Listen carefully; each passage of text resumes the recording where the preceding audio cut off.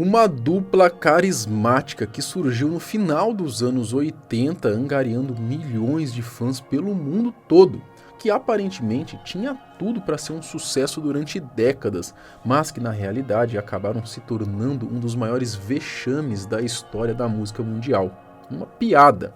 O que tinha tudo para ser uma bela história de superação se tornou numa mentira que é lembrada até os dias de hoje, culminando num final trágico para um dos membros. Nesse vídeo a gente vai conhecer a trajetória da dupla Milli Vanilli, a maior farsa da história da música. Eu sou o Marcelo Milos, fica comigo, depois da vinheta eu te conto.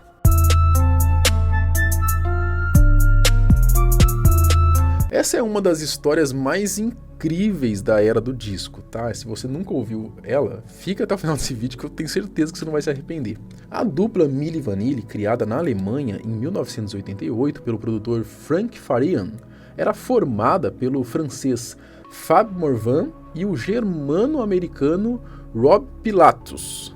Bom, eles ganharam prêmios, lotaram shows e fizeram todo o caminho de sucesso que tinha tudo para durar anos e anos. Só que tinha um pequeno detalhe, eles conseguiram tudo isso sem cantar uma única nota sequer. A ascensão da dupla. Frank Farian, esse alemão que na verdade se chama Franz Reuter, ele é o homem por trás de todo o sucesso, né? Tanto o sucesso quanto a queda vexaminosa da dupla, né? Com apenas 18 anos de idade, o francês Fabrice Fab Morvan, ele decidiu que iria tentar a sorte na Alemanha, depois de ter um início de vida bem difícil em seu país natal. Chegando em Munique, rapidamente ele fez uma amizade com outro maluco lá que curtia as mesmas roupas, mesmo tipo de cabelo, a mesma paixão pela arte da dança e da música. Esse mano era o germânico-americano Robert Rob Pilatus. Os dois rapidamente se tornaram grandes amigos, já que tinham muitas coisas em comum, incluindo uma infância bem complicada. Fora que o próprio Morvan disse numa entrevista que em Munique, né, não era muito fácil achar pessoas negras. Então, de cara, os dois já se aproximaram e começaram a andar juntos. Crossing each other all the time, but there was a certain chemistry. It's like, man, that dude is cool, man. You could hook up and just like, be cool to be, because united you're stronger. So we just, hung out and we felt like we loved the same thing. We loved music. Os dois logo começaram a fazer seus próprios eventos, chegando até a dançar juntos de estrelas pop e fazendo shows como modelos. E quem viu a dupla com toda aquela malemolência que só eles tinham e já cresceu o zoião foi o Frank Farian. O Frank, que é o nome artístico que ele usava, logo que descobriu a dupla, os convidou então ao seu estúdio em Frankfurt para poder ouvir uma demo. Lá, Fab e Pilatus não pensaram duas vezes em assinar o contrato com o produtor musical, tanto que nem leram direito os papéis, eles só viram a oportunidade batendo na porta e foram para cima, o que depois mostraria que se tratava de um grande erro. Bom, aqui nessa parte da história há algumas contradições, já que existem duas versões. Uma diz que quando Frank ouviu a dupla cantar pela primeira vez no estúdio, ele sacou que apesar do enorme carisma, da sensualidade que ele queria, né, e todos os outros atributos que tinha nos dois, cantar não era o forte dos caras, né, e que com as suas vozes não ia dar muito bom essa ideia dele, esse projeto dele. Sendo assim, ele teria chamado então outras pessoas para cantarem no lugar. Já existe uma outra versão que conta que o produtor já tinha os caras que realmente cantavam, só que esses caras eles não tinham a imagem que ele queria para poder vender o seu produto. Sendo assim, ele foi atrás dos artistas que se encaixavam naquilo que ele queria e acabou achando então o Fab e o Rob.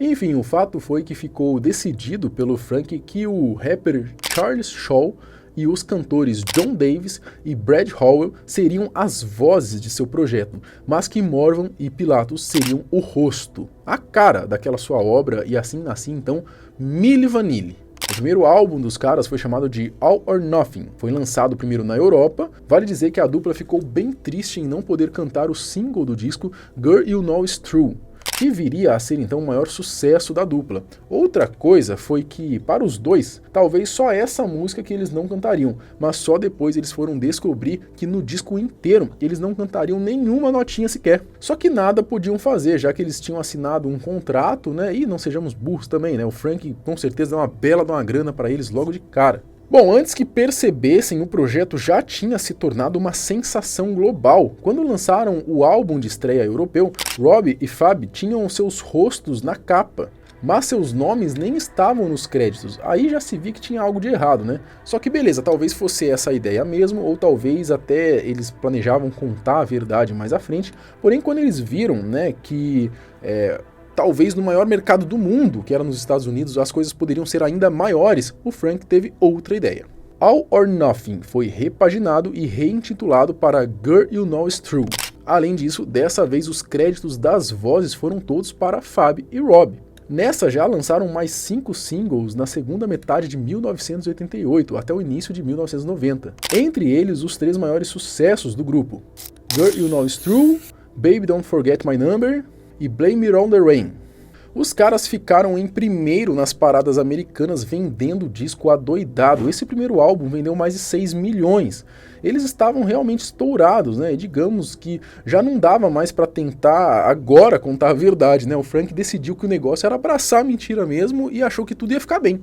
Já os dois, claro, né? A fama bateu na porta, um monte de fã, muito dinheiro entrando. Então os caras também gostaram, né, do que estavam vendo, apesar deles terem mais medo da máscara cair em algum momento, mas eles estavam curtindo e acabaram se perdendo ali também na fama. Só que a verdade era uma só: Milli Vanilli era um dos maiores grupos do planeta e tinham conseguido isso em pouquíssimo tempo. Até Grammy de melhor artista estreante por Girl You Know It's True eles ganharam. And the best new artist is Milli Vanilli. Mas, obviamente, essa farsa não era sustentável e a estrela deles desapareceu quase tão rápido quanto surgiu. A descoberta.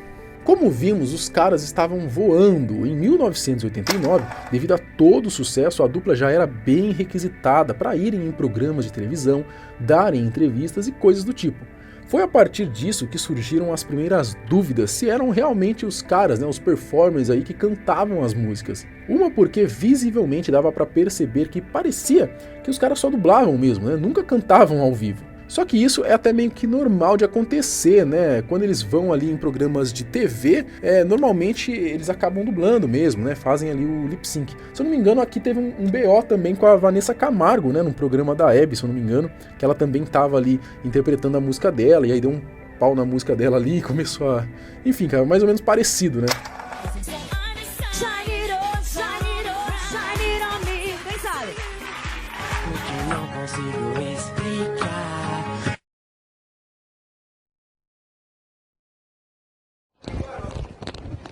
Que pecado. Alô? Que Alô? pecado. Aqui, ó. Bom, mas o que mais pegou mesmo foi que, vocês se lembram que o Fab Morvan é francês e o Pilatus tinha ali descendência americana, né? Mas ele era alemão. Então a verdade era que nenhum dos dois tinham um inglês perfeito, e muito menos sem sotaque, que era o caso da voz que se ouvia nas músicas. Para piorar a situação, eles davam muitas entrevistas. Eles eram um pavãozão mesmo, né? Gostavam dos holofotes, principalmente o Pilatus, que era o mais fanfarrão, que falava altas barbaridades no auge da dupla, como por exemplo comparou o Milli Vanilli e ele próprio com Bob Dylan, Elvis Presley, Paul McCartney e Mick Jagger. Teve a audácia de dizer que era o novo Elvis, né, e que nenhum desses aí tinha o seu carisma que ele tinha no palco. Gente, eu sou humildade em pessoa, gente. Eu sou humilde com tudo e todos. Fora isso, seu sotaque era muito puxado. Quando os rumores começaram a aumentar, ele mesmo disse que até a mãe dele ficava se perguntando se o filho estava cantando mesmo, né? Mas é claro, né? O Pilatus dizia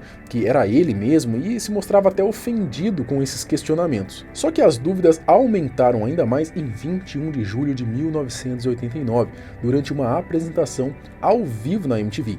Era um show ao vivo, então supostamente não deveria haver apenas o famoso lip sync, e a ideia deles era de fingir que eles realmente estavam cantando ao vivo. Mas um pequeno imprevisto aconteceu e acabou se tornando uma das mais célebres imagens da história da música.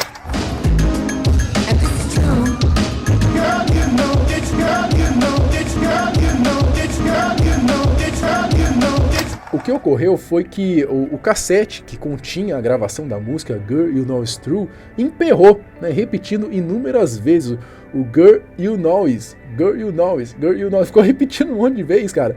E aí pro desespero da dupla, né? O Rob saiu correndo no desespero pra fora do palco. Depois disso, as pessoas começaram a pegar ainda mais no pé dos caras, né? Para piorar, o rapper Charlie Shaw, que fazia parte do projeto, como eu já disse lá no começo, revelou a um repórter de Nova York que Morvan e Pilatus na realidade não tinham cantado nenhuma música do álbum. Só que pouco tempo depois ele retirou essa afirmação. Dizem que o Frank Farian teria pagado para ele então cerca de $150 mil para que ele ficasse de bico fechado. Mas a essa altura era apenas questão de tempo até descobrirem tudo. Só que o que ninguém imaginava era que todas as dúvidas viriam a ser tiradas de alguém que estava dentro do projeto. A dupla ainda conseguiu ficar praticamente o ano de 1990 na ativa, até que em 14 de novembro daquele ano veio a bomba, que já era esperada, né, praticamente, né? E de quem menos se esperava que viria essa bomba. O Frank Farian, né, ele anunciou ali que havia demitido o grupo e confessou que eles não cantaram absolutamente nada no disco. Dizem que ele fez isso porque os dois já queriam ter as vozes deles no próximo álbum e que ficavam insinuando, queriam revelar toda a verdade. Mas acabou que foi o próprio Frank então que resolveu se adiantar, né, coisa que acho que foi até bom pra ele, né, já que a maior parte da culpa caiu ali em cima dos dois, né, do Rob e do Fab. Bom, depois desse exposed não tinha como os dois negarem, né, então só restou ambos confirmarem que era verdade. Isso foi uma loucura, né, começaram a atacar pedras nos dois a rodo. Dias depois da revelação eles revogaram o Grammy que tinham ganho, né, fazendo até uma press conference, um ato de coragem, mas não limpou em nada a imagem deles. A pós-farsa e a tragédia. Eu nem preciso dizer que depois disso a carreira dos dois foi ladeira abaixo, né? O segundo álbum já estava até gravado, o Frank e a produtora chegou a lançar tudo, já com algumas mudanças, afinal agora todo mundo sabia a verdade, né? Mas não fez nem metade da metade do sucesso do auge, né? Já os dois se afundaram, né? Principalmente o Pilatus, justamente o que parecia ter o maior ego. Em 28 de novembro de 1991, ele, depois de misturar álcool com medicamentos prescritos, cortou um de seus punhos num strip club aí de Los Angeles e ameaçou pular da varanda aí do nono andar. Para sua sorte, os policiais convenceram ele a não fazer isso e ele acabou escapando da morte. A dupla, tentando provar que poderiam cantar se dessem uma chance, né? Morvan e Pilatus se mudaram para Los Angeles e assinaram um contrato ali com a Joss Entertainment Group, onde gravaram um álbum com seus nomes verdadeiros, intitulados Rob e Fab, em 1993. Só que o fato era que eles realmente não eram tão bons assim, e somado com as suas imagens completamente queimadas, o disco flopou bonito e vendeu aproximadamente 2.000 cópias. De 6 milhões para 2.000, é bem triste, né? Mas olhem só como a vida dá voltas, né? Uma caixinha de surpresa. Anos depois, a dupla reataria com Frank, o mesmo que os caguetou ali, né? E arquitetou todo o plano do Milli Vanilli. Dessa vez para tentarem uma última cartada, né? Uma última chance. Farian concordou em produzir o novo álbum do Milli Vanilli, só que dessa vez, né, com o Morvan e o Pilatus nos vocais, né, principais ali em 1997. Um álbum de retorno intitulado Back and in Attack chegou a ser gravado, mas tinha um enorme problema. O Rob Pilatus já estava completamente